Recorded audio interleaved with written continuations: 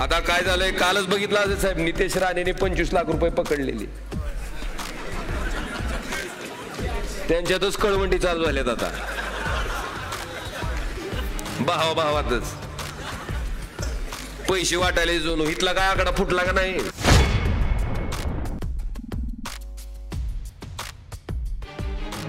आमच्या पायाच्या नखापासून आमच्या डोक्याच्या केसापर्यंत सामान्य माणूस आमच्याकडे अतिशय बारकाईनं लक्ष ठेवून असतो.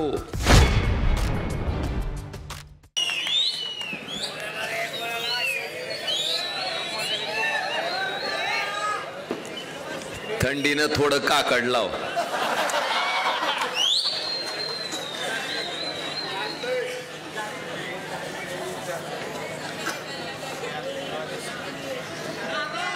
बार्शी सार्वत्रिक नगरपालिका निवडणूक 2025 या निवडणुकीच्या निमित्तानं महाविकास आघाडीचे नगराध्यक्ष पदाच्या उमेदवार सौभाग्यवती बारबोलेताई व त्यांच्याबरोबर निवडणूक लढवणारे 41 नगरसेवकाच्या उमेदवार यांच्या प्रचारार्थ आयोजित केलेल्या या प्रचार सभेला मंचावर उपस्थित असलेले आणि खऱ्या अर्थानं मी कायम म्हणत असतो, लोकसभेला मतदारसंघ मोठा असला म्हणून निवडून येणं एका मतदारसंघात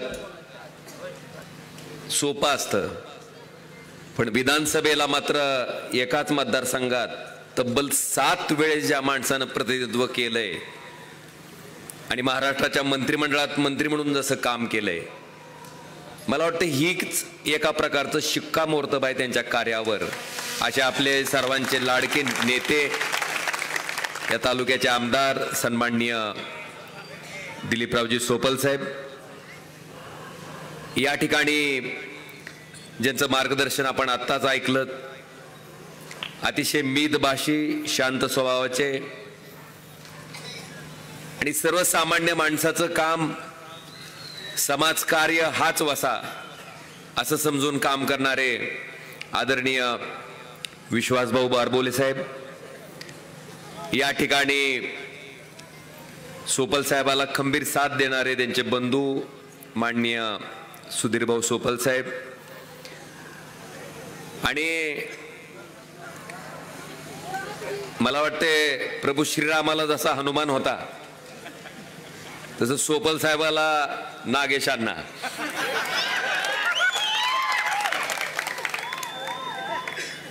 असे नागेशांना अक्कलकोटे, या कार्यक्रमाचं अध्यक्षपद भूषवणारे बाळासाहेबजी आरके, गणेशजी जाधव, बापूसाहेब चोबे, मंगलताई शेळवणे,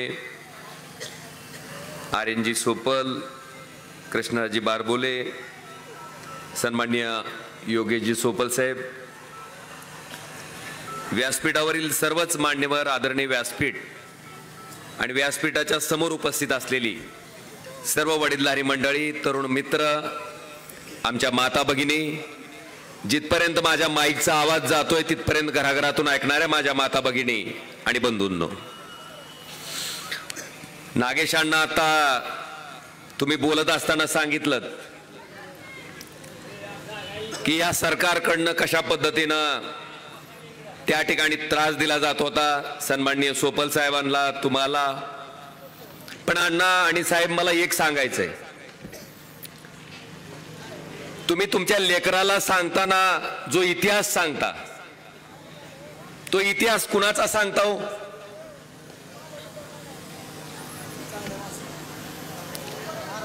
पळून गेलेलं तर सांगता का?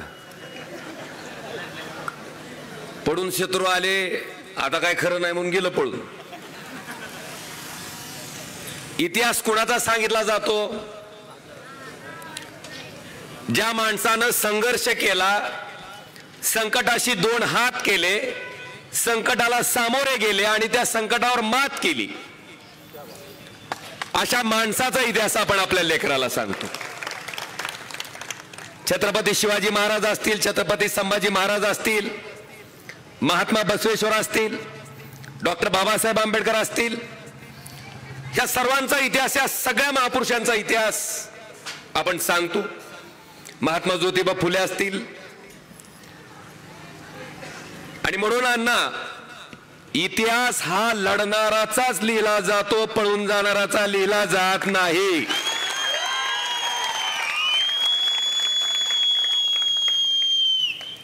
संकट येतच असते. सुरत मार्गे गुवाहाटीला गेलेल्याचा इतिहास लिहितील का?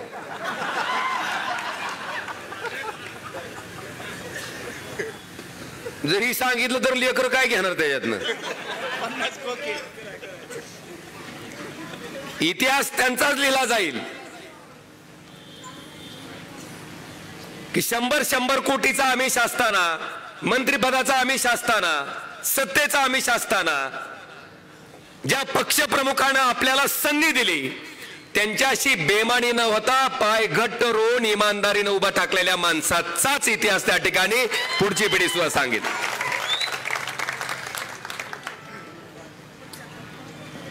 आज मला आपल्या सगळ्याला अगदी जाहीररित्या नम्र आवाहन करायचंय की माझ्या स्वतःच्या लोकसभेच्या निवडणुकीमध्ये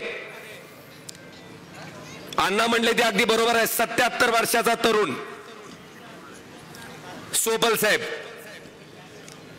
मी खरंच खूप काही शिकलोय तुमच्याकडे.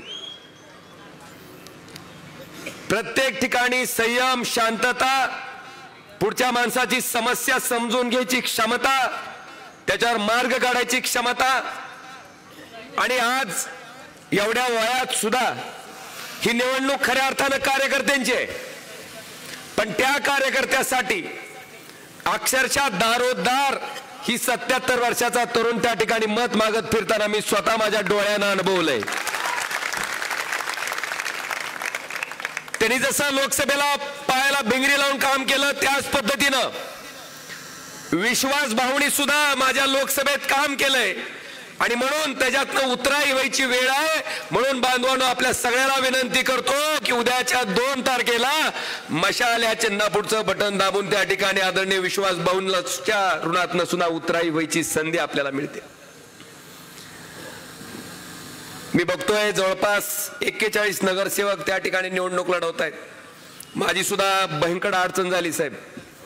मला सुद्धा व्यक्तिशः असं वाटतं की प्रत्येकाच्या प्रभागात जावं, प्रत्येकाच्या प्रभागात प्रचार करावा. पण निवडणूक लागली. जवळपास माझ्या लोकसभा मतदारसंघातल्या 10 नगरपालिकेची निवडणूक चालू आहे. आणि निवडणूक आयोगानं प्रचारासाठी दिवस किती दिले तो? तर कुठं 10,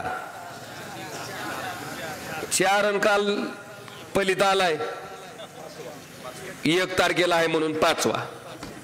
आता 10 नगरपालिकेला 5 दिवस म्हणजे एका दिवसात किती नगरपालिका उरकायच्या? माझी प्रांजळ इच्छा आहे. काल मी इथं प्रचाराला आलो होतो. माझी भावना होती की प्रत्येकाच्या प्रभागात जावं, तुमची इच्छा पूर्ण करावी, प्रत्येक मतदाराला भेटावं, त्याला सांगावं, तुमच्यासाठी मत मागावं. पण त्या ठिकाणी वेळेचं बंधन आम्हाला आडवं येते. इच्छा असताना सुद्धा सगळ्या प्रभागात जाऊन त्या ठिकाणी प्रचार करता येत नाही. म्हणून मी तुमच्या सगळ्या 41 नगरसेवकाची आणि नगराध्यक्ष पदाच्या उमेदवाराची सुद्धा मनापासून माफी मागतो की मला पूर्ण 100% वेळ त्या ठिकाणी देता येत नाही. पण जितकं म्हणून शक्य असेल तितकं प्रामाणिक काम मी निश्चितपणे आपल्या सर्वांसाठी त्या ठिकाणी करत राहीन. आज एक चांगलं झालंय, महाविकास आघाडीमधनं निवडणूक लढवत असताना सुद्धा भाऊंना मी म्हणलं, मी आग्रह केला विश्वास भाऊंना की भाऊ म्हणलं लोकसभेत लोकांपर्यंत मशाल पोहोचले, सोपल साहेबाच्या रूपानं विधानसभेच्या वेळेस सुद्धा मशाल प्रत्येक घराघरात पोहोचले. आता ह्या नगरपालिकेच्या निवडणुकीत सुद्धा लोकांना पुन्हा कन्फ्युजन मध्ये न टाकता मी विनंती केली की पवार साहेबाचं जर काय आलं तर मी स्वतः पवार साहेबाला बोलतो, पण आपण मशाल या चिन्हावर त्या ठिकाणी निवडणूक लढवावी. आणि ती विनंती सुद्धा त्यांनी मोठ्या मनानं मान्य केली. आणि गंमत अशी आहे की मशाल सोडून आता दुसरं काय बघायची आवश्यकता राहिलेली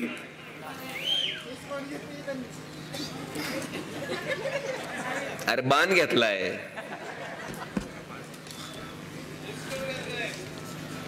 ती बघू आता लढाई चालू आहे.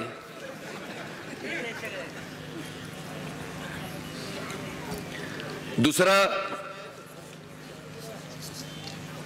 कोण माणसं कशी आहेत आता ह्याच्याबद्दल फारसं विवेचन करायची आवश्यकता. कसं असतंय, आम्ही पुढारी जे असतो त्या आम्हा पुढाऱ्याला वाटतंय, ती माहिती आहे तुम्हाला, मांजर डोळ झाकून दूध पिते बघा, त्याला वाटतंय मी डोळं मिटलं म्हणजे अख्या जगानं डोळं, पण अख्खं जग बघत असतंय मांजरानं डोळे मिटले म्हणून जगानं डोळे मिटलेले. त्यामुळे आम्हा पुढाऱ्यांना सुद्धा कदाचित असं वाटतंय की आमच्याकडे लोकांचं लक्ष नाही. आमच्या पायाच्या नखापासून आमच्या डोक्याच्या केसापर्यंत सामान्य माणूस आमच्याकडे अतिशय बारकाईनं लक्ष ठेवून असतो. तुम्ही काय करता, तुम्ही कसं वागता, तुम्ही कशा पद्धतीनं त्या ठिकाणी कामकाज करता, खरं का नाही. आणि माणसाचा एक भाग असते की माणसाचा स्वभाव कधी सुद्धा बदलत. भले आम्ही निवडणुकीत येऊ, तुम्हाला ही निवडणूक फार गंमतच असते साहेब, कारण निवडणुकीत आल्यावर आमच्यात असं काय परिवर्तन होतंय, आम्ही प्रयत्न करीत असतो.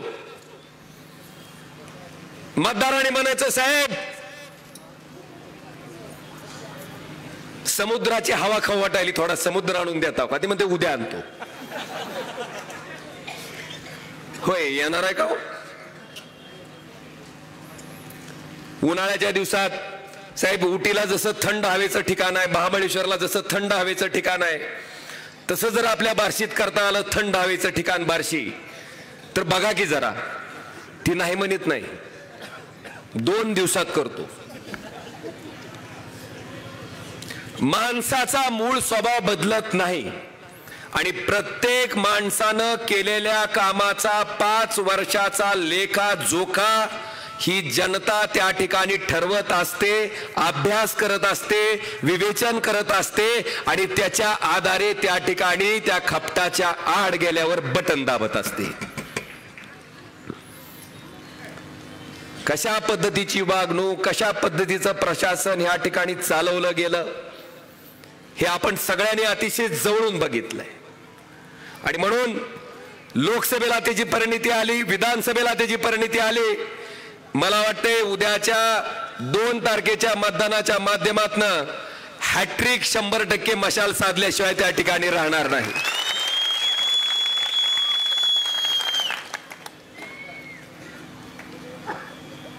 आणि आम्ही सगळीच प्रामाणिकपणे काम करणारी माणसं आहेत, दिखावा करणारी कोणीही नाहीत. अलीकडे एक फार टूम आली, सरकार आमचं आहे, निधीच नाही, आमच्या ताब्यात आहे, आमचा पैसा आहे. मला आपल्या सगळ्याला प्रामाणिकपणे विचारायचंय, माझा खासदार निधी असो, आमदार सोपल साहेबाचा आमदार निधी असो, जिल्हा नियोजन समितीचा निधी असो, राज्य सरकारचा निधी असो, केंद्र सरकारचा निधी असो, हा सगळा निधी म्हणजे पैसा कुणाचा आहे हो?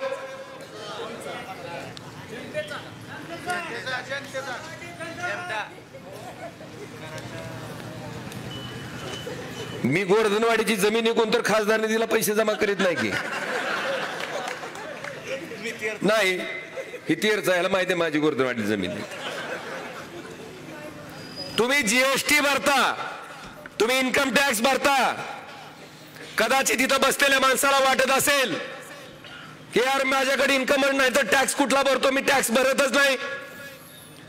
पण कुठली का वस्तू गरीब माणस, पार्लेजीचा पुडा खरेदी केला तरी केंद्र सरकारचे 50% जीएसटी, राज्य सरकारचा 50% जीएसटी ठरलेला आहे. पॅन्ट घ्या, शर्ट घ्या, कपडे घ्या, साबण घ्या, तेल घ्या, काय बी घ्या, हा काय बी.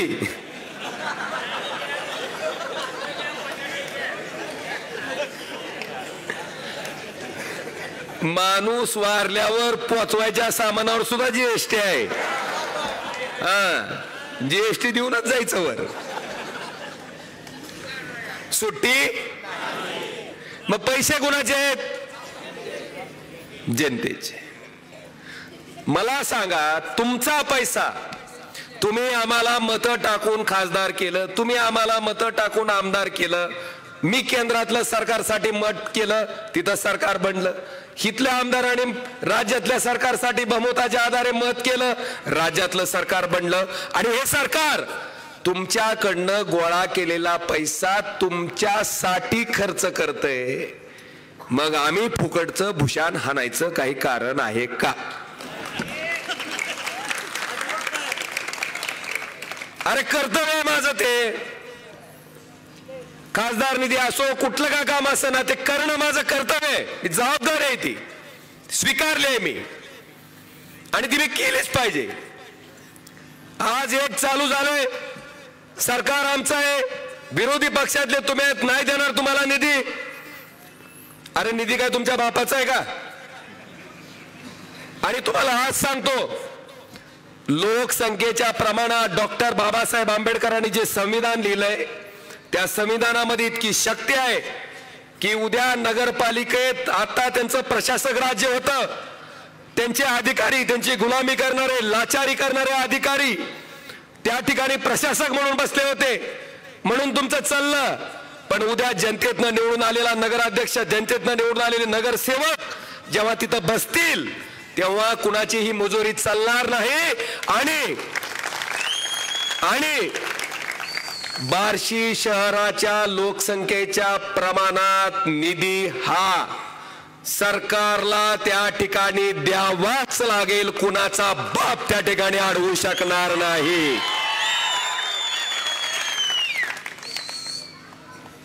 बांधवानो, मी खासदार झालो, मला विचारलं, म्हणलं मला मत टाकणारच आहे मी खासदार आहे, न टाकणारच आहे मी खासदार आहे.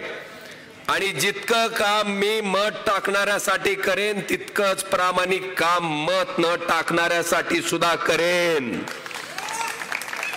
का तर मी त्या ठिकाणी ईश्वराला साक्ष ठेवून लोकसभेत शपथ घेतली, कोणाशीही ममत्व भाव आकसभाव न ठेवता सगळे समान आहे असं समजून काय करीन, काम करीन. आणि ते काम करत आलोय. आज आपल्या सगळ्याच्या माध्यमातून मला आवर्जून सांगायचंय की बांधवानो, आपल्याला माहित असेल टेंभुर्णी पासून बार्शी आणि बार्शी पासून धाराशिवला जाताना कसं वाटत होतं जुन्या रस्त्यानं.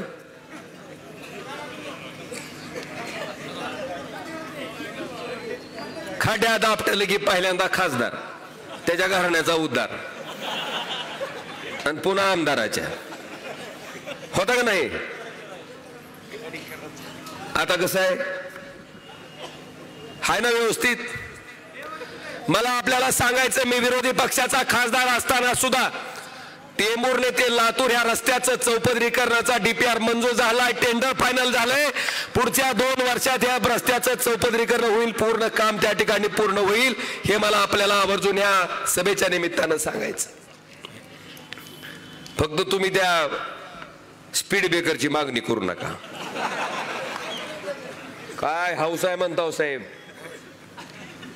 मी तर म्हणतोय वर्ल्ड रेकॉर्ड असेल. टेंभुर्णीहून निघाला आणि बार्शी पोस्तोर युस्तोर फक्त स्पीड ब्रेकर मापायची. लय नाद आहे तुम्हाला गड्या स्पीड ब्रेकरचा.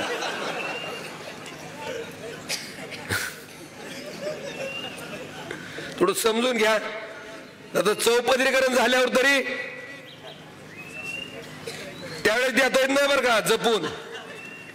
बांधवानो, मला आपल्या सगळ्याला सांगायचंय, सुरत चेन्नईचं सुद्धा आता, जो की सागरमाला प्रोजेक्ट मधनं बाहेर पडला होता, त्याचं सुद्धा आता मान्यता केंद्राच्या मंत्रिमंडळानं दिली आहे.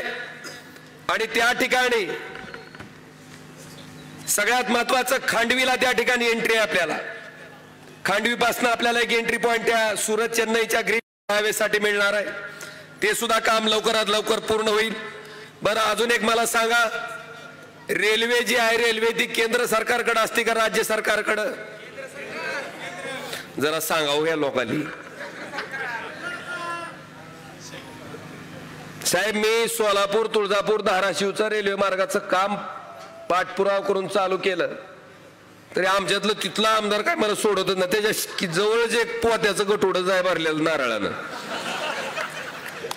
घेतय नारळ ते हाणतय कुचा. काल तुळजापूरच्या लोकांना सुद्धा सांगितलं, जरा तुमच्या आमदार साहेबाला समजून सांगावं म्हणलं, ही लय ह्याचं भान गेल्यावर करायला म्हणजे सांगा. बांधवानो, पनवेल जी गाडी आपली त्या ठिकाणी चलते त्या गाडीला बार्शीत हॉल्ट त्या ठिकाणी आपण मंजूर करून घेतला, हे सुद्धा मला आवर्जून या सभेच्या माध्यमातून आपल्याला सांगावं लागेल. सगळ्यात गंभीर, जंगली रम्मी पे आओ ना यार. कसा होता दणका साहेब. शेकडो कुटुंब बेचिराग झाली या जंगली रम्मीच्या नादी लागून. मी एकमेव खासदार होतो की ज्यानं ह्या जंगली रम्मीचा विषय त्याच्यातली दहाकता एका जीसीबी चालकानं स्वतः आत्महत्या करून त्याच्या गरोदर पत्नीची हत्या करून विष देऊन हत्या केली, एका लहान लेकराची हत्या केली आणि स्वतः गळपस लावून आत्महत्या केली फक्त जंगली रम्मीमध्ये पैसे हरल्यामुळं. ही वस्तुस्थिती मी अश्विनी वैष्णव जी मंत्री आहेत केंद्राचे त्यांना लक्षात आणून दिली. लोकसभेत हा विषय मी मांडला आणि मी विरोधी पक्षाचा खासदार असताना सुद्धा केंद्र सरकारनं ऑनलाईन गेमिंग ऍपवर बंदी आणली.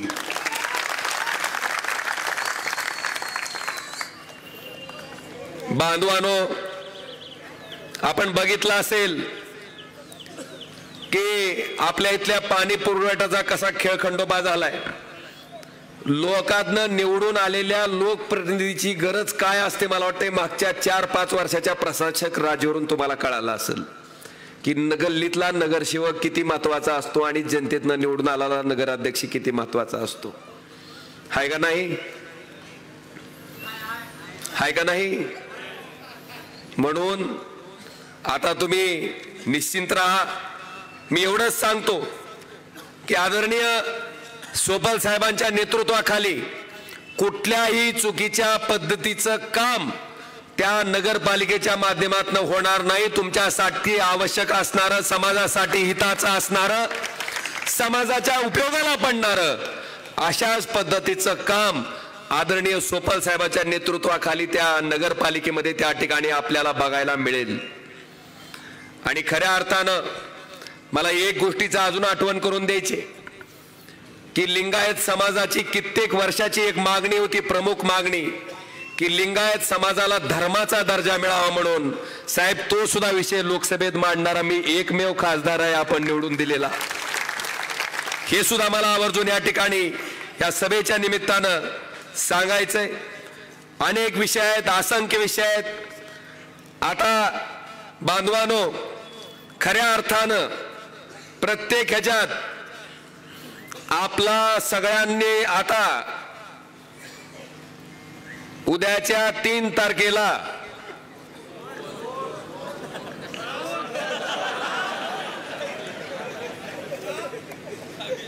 ती हाट म्हणून मी स्पिन बॉल टाकीत असतो. फुकट भाकर जिरवी.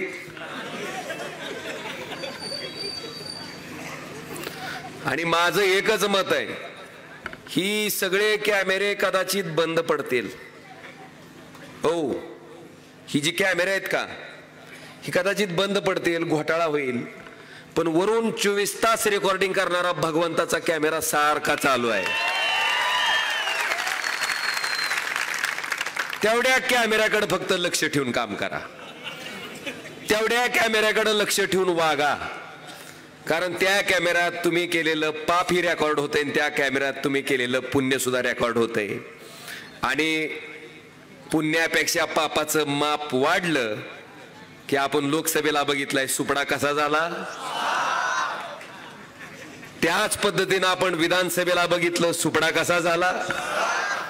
आणि त्याचीच पुनरावृत्ती उद्याच्या 2 डिसेंबरला काय होणार आहे? सुपडा होणार का नाही?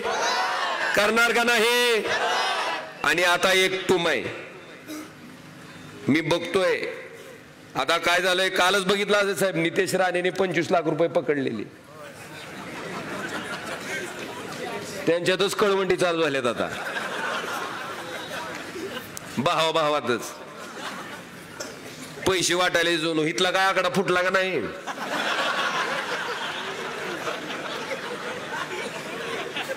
तुम्ही राव लोकसभेला नादच पुरा केलाय.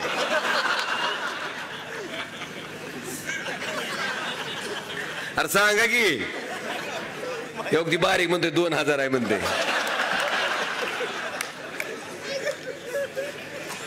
आज करते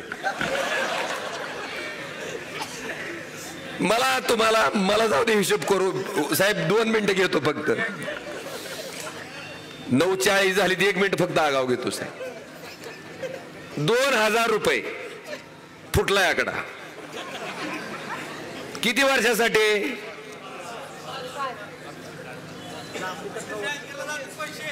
5 वर्षासाठी. एका वर्षात किती दिवस आहेत? 5 वर्षाचे. गेलं गणित बोंबललं सगळं. हा बस नशीब. अरे मी आता मी हातानच करायला करून तुम्ही चुकीचं सांगायला मला बऱ्याचदा. 365 गुणुले 5 1825. 1825 दिवसासाठी किती हजार आहेत? 2000. तर एका दिवसाला किती? काय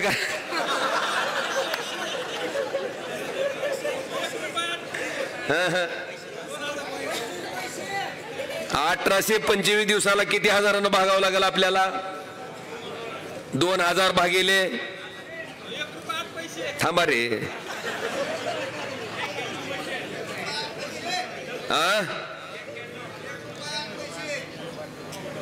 1 रुपया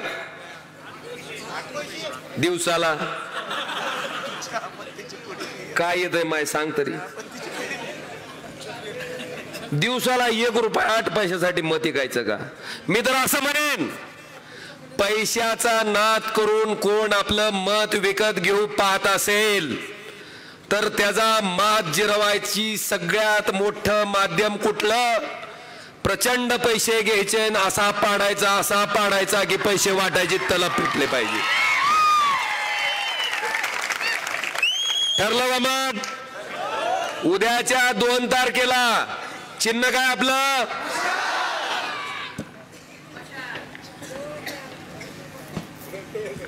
हिने मला आणून दिले कुर्डवारगी मार्गे अजमेर रेल्वे गाडी सुरू करू. मी तसला समुद्र आणून देतो म्हणणारा पुढारी नाही.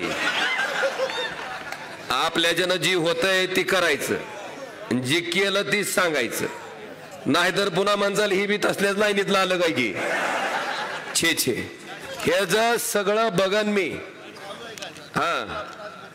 मी पूर्ण माहिती घेतो आणि जर चालू करता येणं शक्य असेल ह्याव का मतदान आहे म्हणून उगाच काय बी मागायचं सांगायचं नाही. ही शक्य झालं तर 100% प्रामाणिकपणे प्रयत्न करून चालू करेन. पण आधी मला बघू द्या.